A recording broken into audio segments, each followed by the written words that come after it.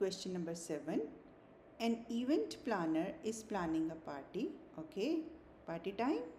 It costs the event planner a one-time fee of $35 to rent the venue. Okay, $35 and $10.25 per attendee. That means that is the rate of change. For one, it's 10.25. For two, it will be double of it. So it's the rate of change 5x. If you remember, y is equal to mx plus b, right? So b is the fixed charges, which is 35 here. M is the rate of change, which is 10.25.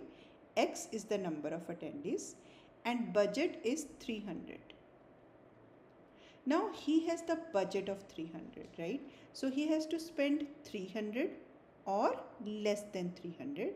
So that means it should be an inequality where 35 plus 10.25x is less than or equal to 300.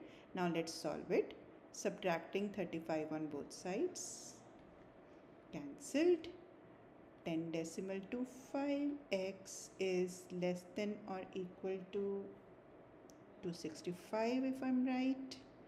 Dividing by 10.25 on both sides, so that will be 10.25. okay, and use the calculator. That will be 25.854. Now attendees cannot be in decimal or fractions, so what value of x which is less than and a counting number? So that is 25. So if